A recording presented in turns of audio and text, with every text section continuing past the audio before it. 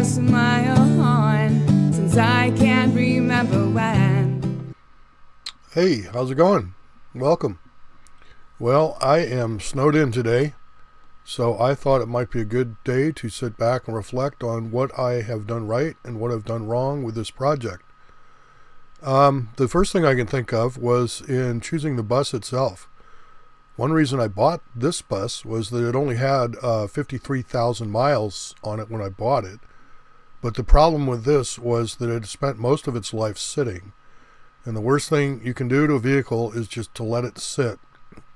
Well, and it obviously had not been very well maintained either. So initially I spent quite a bit of money on things like seals, belts, brakes, fluids, and unfortunately the engine itself blew before I even got to 65,000 miles.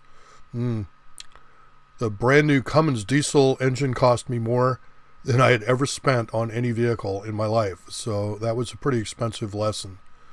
I probably would have been better off buying a used school bus that had been maintained and run by the school district, as they typically have quite a bit of life left in them when the school district gets rid of them.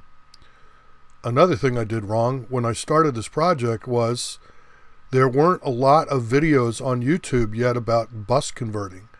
There was Steampunk Bus and Budget Bus, a few other ones, but not like now. There are zillions of them out there. And lots of good examples. For example, Steampunk Steve, when he did his, he started by gutting the inside. And that's what most people do, is gut the inside. Well, I didn't know any better. As you can see, I didn't do that. I just started framing right over the existing inside walls. And it's not the end of the world, but I would have saved a bit of weight. I could have gotten a little more insulation in the walls if I'd removed the existing interior walls and ceiling. And it's not so bad because my bus has actually had some existing fiberglass insulation. Whatever. It is what it is. But if I had it to do over again, I would gut the inside first. Now, in terms of me personally, one really weak point I have when it comes to construction is I'm just not very good at the planning stage.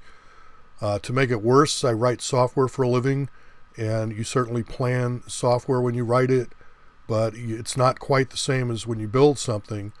Construction tends to use what we would refer to in the industry as the waterfall method, and this means you know up front every detail about what you're about to build, and software tends to not be like that. It tends to be more of an iterative process. You certainly have a basic outline of what you're going to do, what the feature set is going to be, but you don't usually know in intricate detail how the design itself will pan out. And this works great with software. You have the luxury of doing what we call POC, proof of concept, little apps, little pieces of code to test out a thing and kind of iteratively do it, but it's not a great way to build things. So, for example, I started framing the interior walls using 2x2s, only to discover the walls weren't thick enough to run plumbing and wiring. So I had to rip out a lot of what I had done and do it over. And that seemed to be a common theme during the project. I also had no idea how long this project was going to take before it was done. I was really naive. I thought it would just take a matter of months. It's been years. And in fact, even though I've been living in the bus full time for a number of months, it's still not completely done. I still have the ceiling left to do, and that's going to wait until I've installed a roof rack and a couple of ceiling vents, etc. Well, also another thing that I discovered the hard way was that a school bus body is not necessarily plumb, certainly not mine.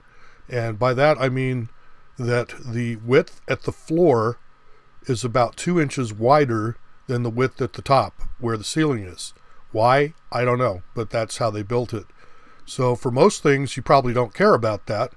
But for example, when I was doing the shower, I did notice that big time because I was framing it as if the wall was square, and it wasn't. And so, it wasn't the end of the world, but it was a bit of a surprise to discover that I was not framing up to a plumb wall.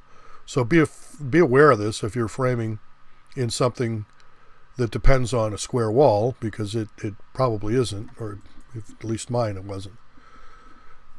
Now, one really dumb thing I did a few years back was to let the pipes freeze. That was a really bad idea because the pipes broke in a number of places, and I had to tear out quite a bit of my work to get to the broken pipes to replace them. Don't let this happen to you. It was a really bad thing. It was a dumb thing that I did. And in the process, I discovered that there was some mold under the floor, and I had to tear out a bunch of the floor to treat the subfloor with paint and mold killing, with mold killer and mold killing paint. So if you're at that stage, you might think about painting your subfloor with mold killing paint. I know you may not want the toxic fumes or whatever in there. I don't know. It's a trade-off. Of course, mold itself is bad too. So something you might want to think about. Well, now, was there anything I did right? Sure. I've been building things since I was a little kid. I've restored 2 houses. I've done a number of other projects, and I can tell you this is absolutely, without a doubt, the most fun I've ever had doing a project. I would love to do another one someday, and in spite of all the work, time involved, this is a blast. I would certainly do it over again. Now, would I do a school bus? Maybe, maybe not. I might choose a coach over a school bus. I think the resale value of a coach would probably be quite a bit higher than a school bus. Maybe I could even sell it and get my money back and do another one. I don't know. I don't think the resale value on a school bus is, if you're planning on fixing it up and selling it and making money, I doubt if you're going to be able to do that.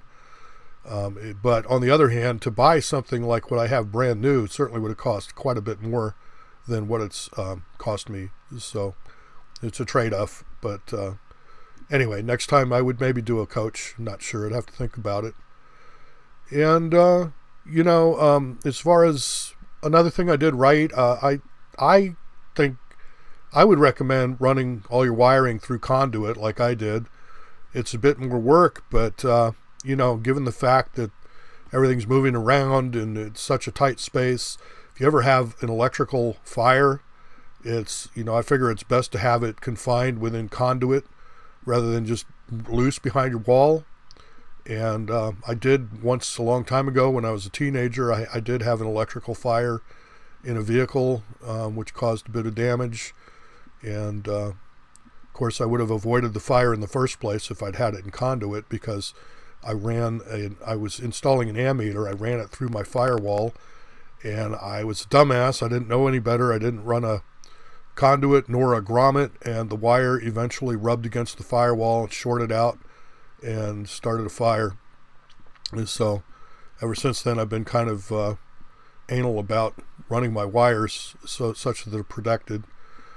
And of course, don't forget to fuse everything. And the answer is, which circuits should be fused? All of them. Every circuit should be fused. Now let's see, moving on to the toilet.